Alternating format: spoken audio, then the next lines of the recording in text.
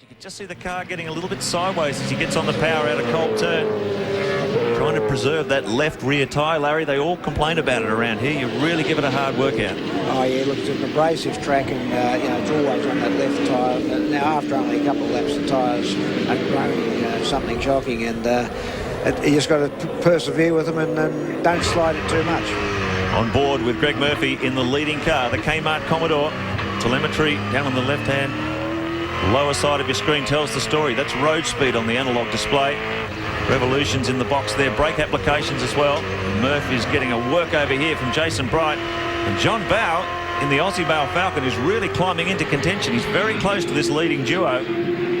First of the Fords, Paul Morris in fourth, David Bernard in fifth. And there are some unusual names you don't normally see in the top 10. Toward the end of this, McConville, Crompton, Cameron McLean, Brad Jones, Rodney Forbes is just outside the top 10. Tony Longhurst in sixth position at the moment. As Larry throws his hands in the air in the commentary box here, we understand that Russell is going to get a drive-through penalty. Yeah. Well, that's the second penalty for a driver having a go. It's, I really not too much impressed with this at the moment. I felt that Stephen should have given way to Russell there, not the other way around. Radicic and Barbagallo going at it hammer and tong. Here comes Craig Lowndes, the 00 Motorsport car, but he's a lap down as a result of that incident.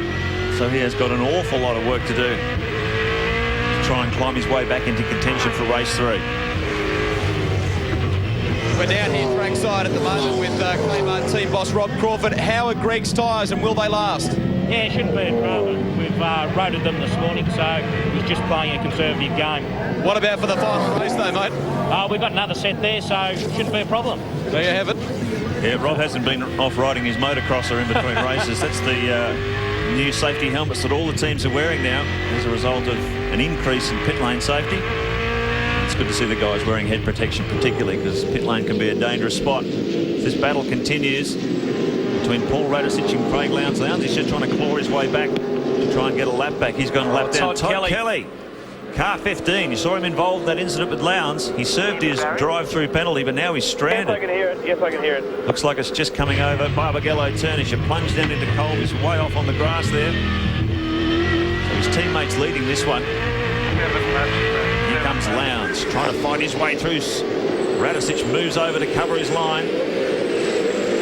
So a very frustrating day for Craig Lowndes in a race that really showed promise before this one started. Yeah, I'm down at the 00 pit. The story is with Lowndes that he's so far back now. What is he, 20-something or other? And basically what he's doing is just driving around, saving the tyres as much as he can. And if somebody drops out, they drops out. If he can get some points, fair enough. And the same, Crompton's having a good run, and he's just basically looking after his tyres. And he's up to, what is he now, Crompton? 8th place. So he's not having a bad day for now. He's having a great day. Geez, I'd hate to see if he wasn't saving his tyres. I'd hate to see what he is up to. Amazing, isn't it? What do you reckon of commentating then, Larry? Well, I'd prefer to be driving, to be honest, but I'm seeing it certainly from a different angle. I've just seen Raddy said blocking Lowndes the lap earlier, but Lowndes, he's got past him now. So I guess that in terms of gets up on the curb there. I guess in terms of damage control, as Paul Radicic comes back, has he got enough there, or has Lowndes covered his line? Just up the inside, he's right alongside, just pulls the nose of the shell forward back. Barguana's in there too. There's battle groups going up right and down through the field. Here's the battle for the lead though. We're getting close to the end, and look at Bowe in the Aussie Male Falcon. He's closed right in. There's a comparison of the last 5 lap times, and you can see Bowe has just been taking a little bit out of him, sometimes 0.4 of a second. So the Aussie Male Ford is flying at the moment. He's been consistently doing pretty much 1 minute flat, John Bowe, for the last 5 or 6 laps at least. So he's got himself right in the position for a podium finish here. That's your leading group. 5 laps to go. You can hear it on the team radio. Greg Murphy leads the way. Jason Bright, then John Bowe. Paul Morris is in 4th position, and it's Bernard, Longhurst, McConville, Crompton up to 8th, McLean in 9th, and Brad Jones in 10th. Well, the VIP Pet Foods boys would be happy about that. They've had a wretched season so far. But all of a sudden here, it's clicked. They've dropped in on a good setup. The car's working well. They're well inside this battle for the top 10. But this is the fight for the lead. 2 Commodores and a Falcon. And it's John Bowe, the veteran, 1995 Australian Touring Car Champion. enormously experienced, and he's really putting that experience to good use here. The car obviously working well. Bow getting everything out of it. He tries to close the gap on these two leading Holdens. Down to Nova's turn. Hard under brakes.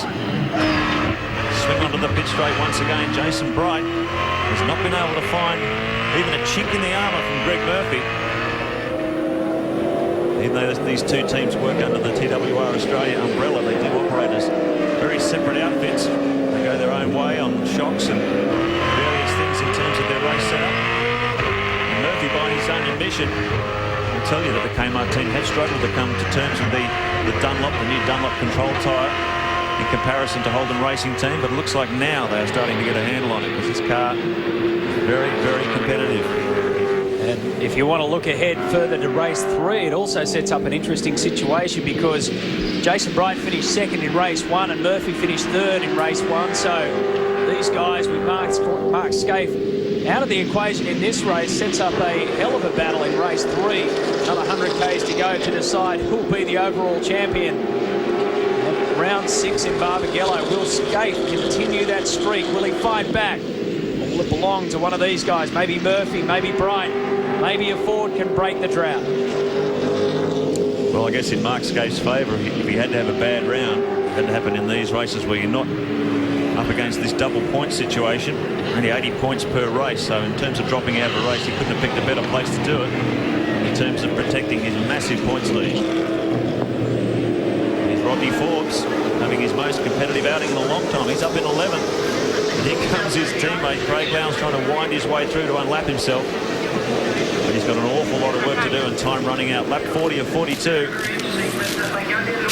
for the 3 times champion. Yeah, I'm with the Aussie Bowl team. But so, Kim, it's a good day for you so far, 3rd and 9th. After yesterday, yeah, the Aussie Male Falcons are moving forward at a great rate of pace. Bradley's moving forward from where he started, and John's putting pressure on the 2 Holdens at the front. So hopefully the Aussie Male Falcon will move forward. We'll get a good result. Everybody's worked hard. We had great pit stops. It's just a whole team. Sorry. There's action everywhere. Well, we're now 3rd and 8, Barry. It's not one of yours. No, it's not one of mine, but V8 Supercars. How better racing can you get? Well done. Here, VB 300 is alive. That was a real disappointment for Paul Morris. He was running very strongly there, and he's just lost it right toward the end of the race. John Bow has not been able to mount a serious challenge to these leading cars. He's just hovering around there behind Bright, but just doesn't quite have enough to be able to mount an attack. So the order at the moment is Murphy, Bright, Bow, then a bit of a gap back to Tony Longhurst, having a very competitive run in the better electrical Ford. Cameron McConville moves up to 5th, Prompton up to 6th, Bernard in 7th, Brad Jones in 8th, Cam McLean in 9th. And Paul Morris, he's rejoined, I think, in 10th spot. We'll confirm that next time around. They've got the debris flag out, guys, at the moment down at turn 1. They're saying that there's some dirt on the circuit, and I think that is from Paul Morris. When he's gone through in the Cirame Commodore off at the final turn, he's gotten a heap of dirt in that front spoiler and scooped a heap of it out like a tractor. And of course, when he's hit the brakes big time at turn 1, all of it's unloaded. Yeah, it's all sorts of drama in this race. Larry would like to, before this one finishes, thank you for joining us in commentary, and we're certainly looking forward to seeing you back in action at Oran Park and, of course, the Enduros later in the year. Well, as a result of that trap, look at the amount of dirt he dumped on the circuit. Oh, he took it all the way down the front straight, didn't he? So here they come. Final turn, final lap for Greg Murphy. This will be a big lift for the Kmart squad. Todd Kelly retiring from this one, but his teammate has done it beautifully. Car number 51, Greg Murphy, becomes only the 5th man to win a race this season. His best performance of the year. The Kmart Commodore goes across the line first. Bright in 2nd. John Bow, his best race finish for the season as well, in 3rd. The first of the Fords. Then it'll be Longhurst. Cameron McConville, what a great effort from him. Neil Crompton up in 6th. Then it's Bernard, Brad Jones, Cameron McLean comes across in 9th, and Paul Morris, is he going to hold on to 10th position, covered in dirt? But he gets across there, and he's followed by Rodney Forbes. A turnaround race, a real head spinner. We'll be very happy about that effort. Here comes Jason Bright, moves up alongside to congratulate him. But what a great victory to Greg Murphy. Only 0.2 of a second in it at the end. John Bower in third and Tony Longhurst. Great performance from the Queenslander. Cameron McConville, equally good drive from the Melbourne driver. Neil Crompton, David Bernard, Brad Jones. Boy, those three drivers would be happy with that. Certainly would be. Race 2 of round 6 of the V8 Supercar Championship. That means we've got 100 kilometres to go. This is Western Australia. Hope you're enjoying it. We'll have more right after the break. Can't get started. Chemical heart. Every time I get started, pull me apart. Can't get started. Chemical heart. Every time I get started, you pull me apart. Top of the tree, then Brad Jones has successfully climbed along more branches than any of his peers on the way up. Jones has enjoyed enviable success in a wide variety of tin tops, with brother Kim serving his team.